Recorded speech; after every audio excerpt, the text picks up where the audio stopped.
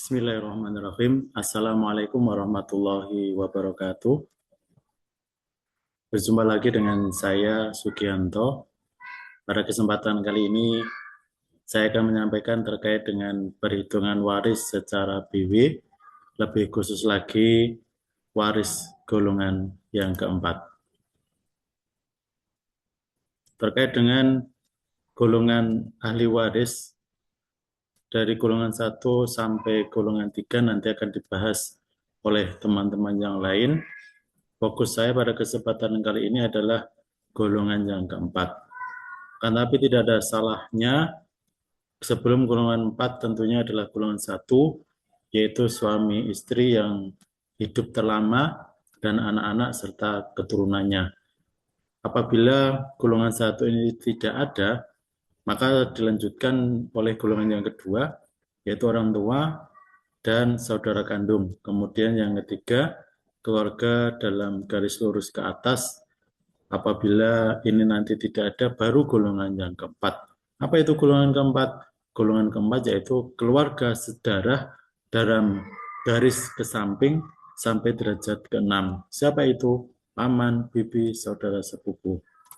Kemudian selanjutnya, dalam pasal 850 KUH Perdata, prinsip pemisahan harta ataupun clothing ini berlaku apabila tidak ada ahli waris dalam garis lurus ke bawah, anak atau keturunan, maupun lurus ke atas, orang tua atau saudara. Warisan dapat dibagi dua atau clothing untuk garis ayah dan garis ibu.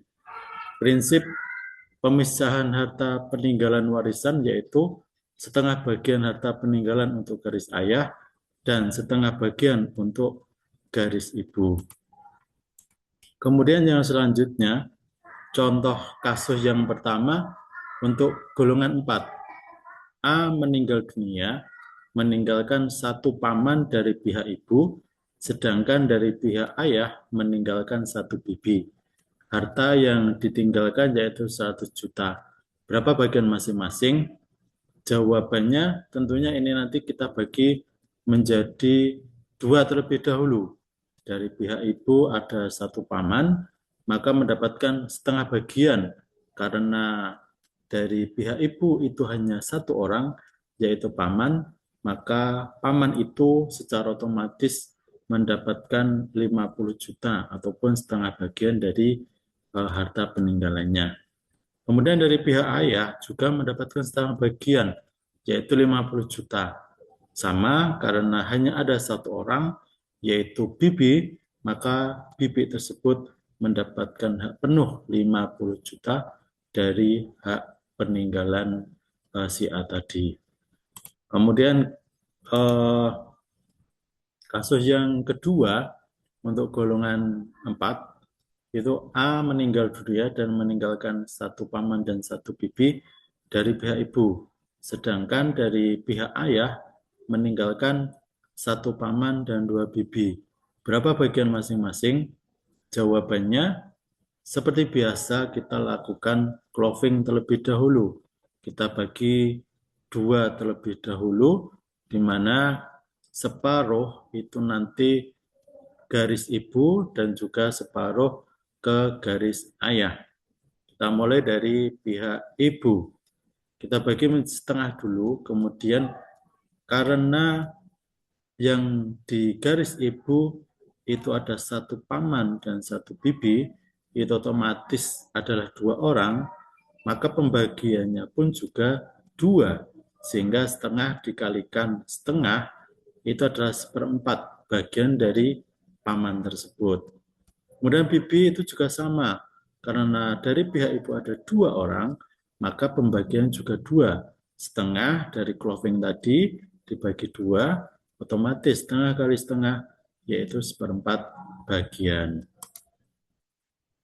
Nah, kemudian dari pihak ayah, itu juga sama, kita bagi setengah dulu clothing dari ayah dan ibu tadi, di mana di pihak ayah itu ada 3 orang, satu paman dan juga 2 bibi. Otomatis pembagiannya dari pihak ayah itu berbeda dengan pihak ibu. Kalau ibu tadi 2 orang, kalau dari pihak ayah itu adalah pembagian adalah 3. Paman, bibi 1, dan bibi kedua. Untuk bagian paman yaitu setengah dibagi 3. Setengah dikalikan sepertiga, otomatis adalah 1/6 bagian. Kemudian untuk bibi yang pertama itu sama, setengah dibagi 3, otomatis 1/6 bagian. Bibi yang kedua itu juga sama, setengah dibagi 3, otomatis 1/6 bagian.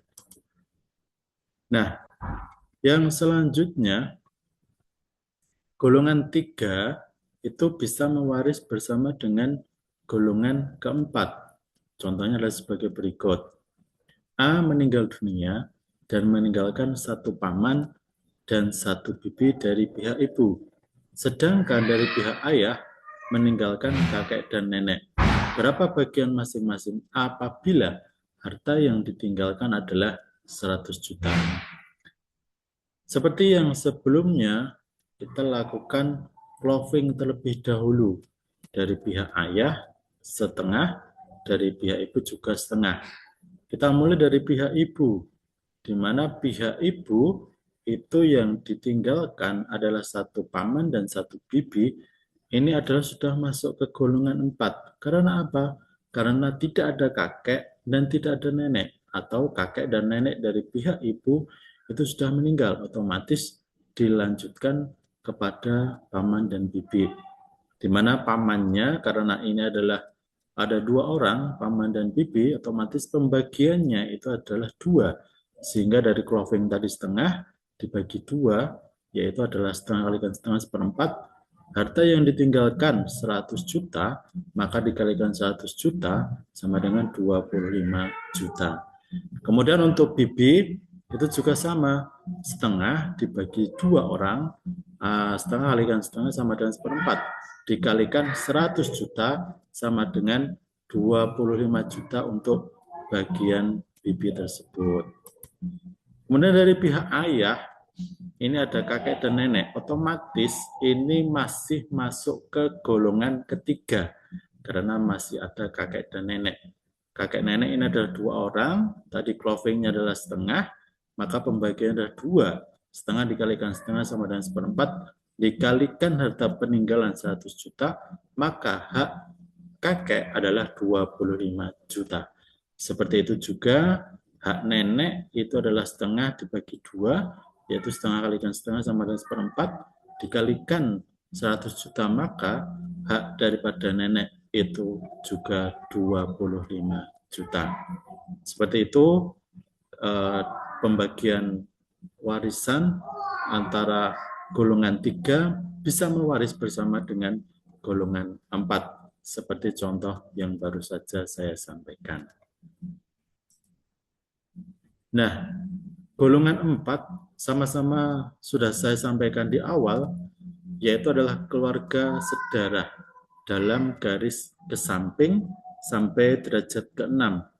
Nah, siapa saja derajat ke-6 itu? Di bawah ini sudah saya buatkan penjelasannya. Kita mulai dari A. A ini adalah orang yang meninggal. Kemudian bapak ibunya, B sama C ini adalah bapak ibunya.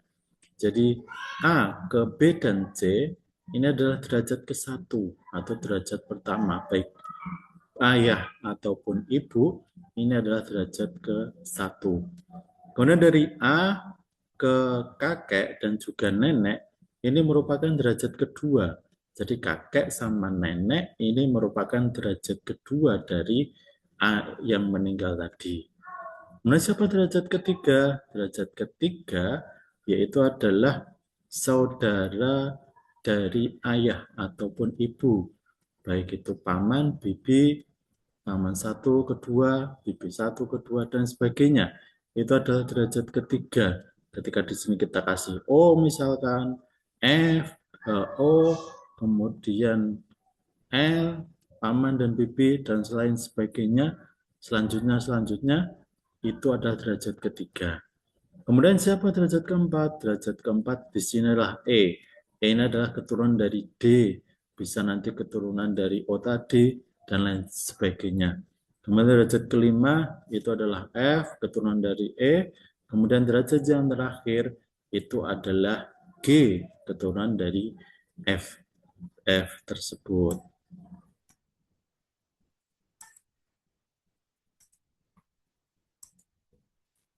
Sekian, terima kasih. Apa yang bisa sampai sampaikan. Banyak salahnya, mohon maaf. Assalamualaikum warahmatullahi wabarakatuh.